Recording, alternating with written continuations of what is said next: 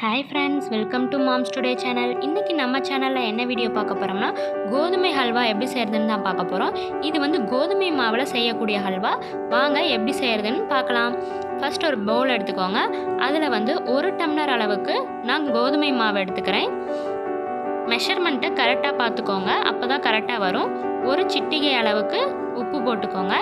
இப்போ வந்து 1 டம்ளர் அளவுக்கு தண்ணி ஊற்றிக்கோங்க. தண்ணி ஊற்றிட்டு கெட்டி வராத அளவுக்கு நம்ம நல்லா அதை வந்து மிக்ஸ் பண்ணி விட்டுக்கலாம். வீட்டுக்கு கெஸ்ட்டு வந்தாங்கன்னா ½ அன் ஹவரில் இதை வந்து செஞ்சு முடிச்சிடலாம். இப்போது இன்னொரு டம்ளர் நம்ம தண்ணி சேர்த்துக்கலாம். 1 டம்ளர் கோதுமை மாவுக்கு 5 டம்ளர் அளவுக்கு நம்ம தண்ணி சேர்த்துக்கணும். நம்ம ஆல்ரெடி 2 டம்ளர் அளவுக்கு நம்ம தண்ணி சேர்த்துக்கிட்டோம். நல்லா வந்து நம்ம கலந்து விட்டுக்கலாம்.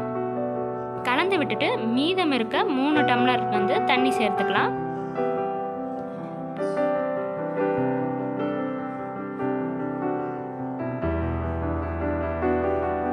தண்ணி சேர்த்துட்டு நல்லா கலந்து விட்டுக்கலாம்.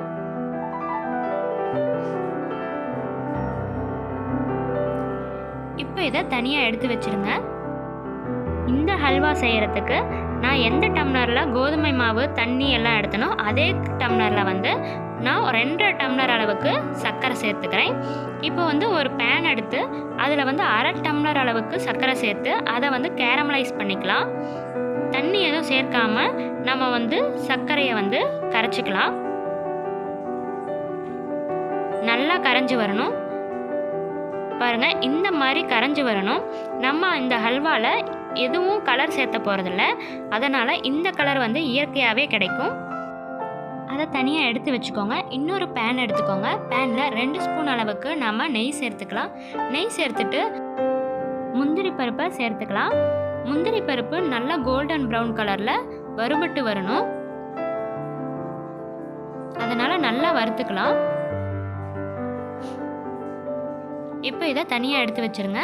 நம்ம அதே பேனில் கலந்து வச்சுருக்க கோதுமை மாவு கலவையை வடித்து சேர்த்துக்கலாம்.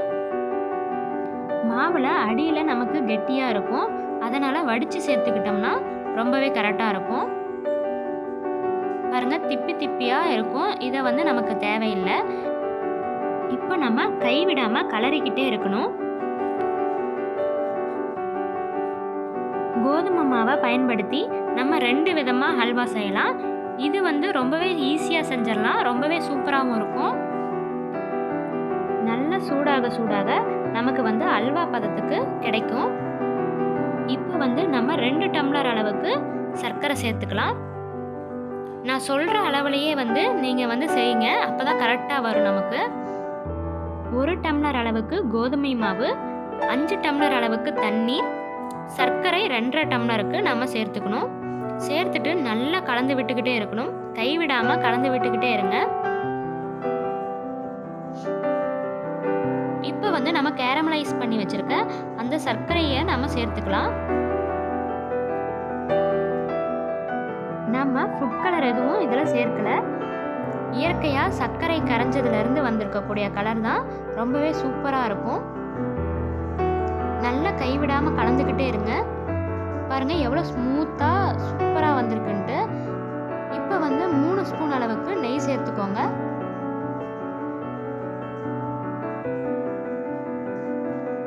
முக்கால் டம்ளர் அளவுக்கு நெய் சேர்த்துக்கோங்க மொத்த ஹல்வாவுக்கும். நல்லா கலந்து விட்டுக்கிட்டே இருங்க. கைவிடாமல் கலந்து விட்டுக்கிட்டே இருக்கணும். நம்ம பாருங்கள், நல்லா கலந்து விடுங்க. இப்போ வந்து நமக்கு நெய் வந்து இன்னும் கொஞ்சம் போடணும். அதனால் இப்போ 3 ஸ்பூன் அளவுக்கு நெய் சேர்த்துக்கோங்க. நெய் சேர்த்துட்டு நல்லா கலந்து விடுங்க. இது ரொம்பவே சூப்பராக இருக்கும், டேஸ்ட்டாக இருக்கும். பாருங்கள் எந்த அளவுக்கு நமக்கு இந்த மாதிரி பக்குவமாக வரணும். நமக்கு மாம்ஸ் டுடே சேனலை சப்ஸ்கிரைப் பண்ணாமல் இருந்தீங்கன்னா சப்ஸ்கிரைப் பண்ணிக்கோங்க. பக்கத்தில் இருக்க பெல் பட்டனை கிளிக் பண்ணிக்கோங்க. ஆளுங்கிற ஆப்ஷனை செட் பண்ணிக்கோங்க. இன்னும் கொஞ்சம் நெய் சேர்த்து நல்லா கலந்து விட்டுக்கிட்டே இருங்க. பாருங்க, அந்த பேனில் வந்து ஒட்டாமல் வருது. இப்போ வந்து நம்ம வறுத்து வச்சிருக்க முந்திரி பருப்பை சேர்த்துக்கலாம். நீங்கள் நட்ஸ் எந்த நட்ஸாக இருந்தாலும் சேர்த்துக்கலாம். நான் இன்னைக்கு முந்திரி பருப்பு சேர்த்துருக்கேன்.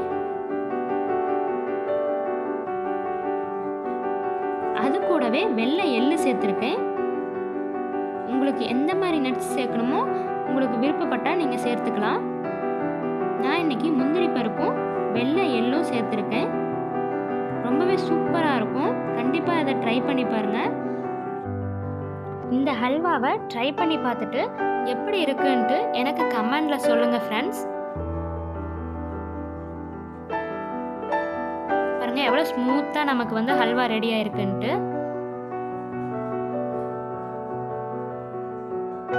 சூப்பரான ஈஸியான டேஸ்டான ஹல்வா ரெடி ஆயிடுச்சு. கோதுமை ஹல்வா ரெடி ஆயிடுச்சு.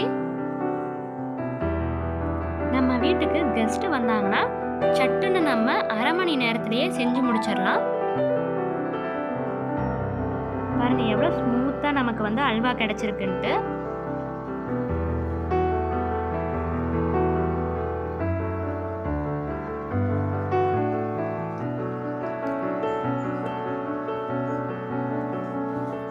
ரொம்பவே டேஸ்டாக இருந்தது. சூப்பராகவும் டேஸ்டாகவும் இருந்தது. கண்டிப்பாக இதை செஞ்சு பாருங்கள்.